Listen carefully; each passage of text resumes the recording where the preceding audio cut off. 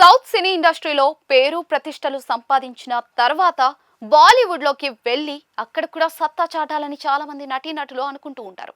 కానీ ఒక ఇండస్ట్రీ నుంచి మరో ఇండస్ట్రీకి వెళ్ళినప్పుడు ఎవరికైనా అక్కడి పరిస్థితులు, పనిచేసే విధానం, వాతావరణం ఎప్పుడు కూడా సులభంగా అనుకూలించవు. ఈ నేపథ్యంలోనే సౌత్ నుంచి నార్త్కు వెళ్ళిన వాళ్ళు పలు ఇబ్బందులు పడుతూ ఉంటారు.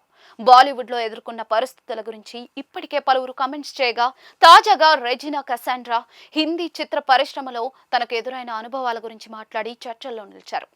దశాబ్దానికి పైగా తెలుగు, తమిళ సినిమాల్లో నటించిన రెజినా 2019లో ఏక్ లడ్కీకో దేఖాతో ఐసే లగా అనే సినిమాతో హిందీ చిత్రసీమలోకి అడుగుపెట్టారు.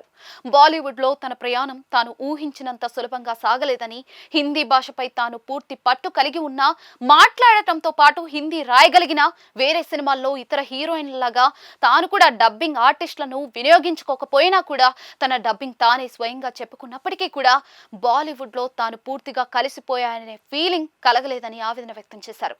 సౌత్ నుంచి వచ్చిన నటిగా తనను కొందరు వేరేలా చూశారని, తన నేపథ్యాన్ని తక్కువ చేసి చూసిన సందర్భాలు కూడా ఎదురయ్యాయని రెజినా తెలిపారు. కొందరి ప్రవర్తన, మాట్లాడే తీరు తనను అసౌకర్యానికి గురి చేసిందని, అవన్నీ తనను ఒక బయటి వ్యక్తిలా చూపించేవని, వేరే పరిశ్రమ నుంచి వచ్చానని భావించి కొందరు తనను దూరంగా పెట్టారని కూడా రెజినా వ్యాఖ్యానించారు. అయితే బాలీవుడ్ మొత్తం కూడా అలాంటిదే కాదని కూడా రెజినా ఈ సందర్భంగా క్లారిటీ ఇచ్చారు.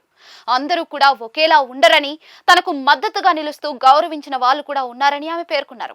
కొత్త వాతావరణం, కొత్త పని విధానం, కొత్త వ్యక్తులతో కలిసి వర్క్ చేయడం మొదట్లో భయాన్ని, టెన్షన్ను కలిగించిందని చెప్పిన రెజినా, పనిచేసిన ప్రతి ఇండస్ట్రీలోనూ తాను సౌకర్యవంతమైన వాతావరణాన్ని సృష్టించుకోవడానికి ప్రయత్నిస్తున్నానని చెప్పుకొచ్చారు.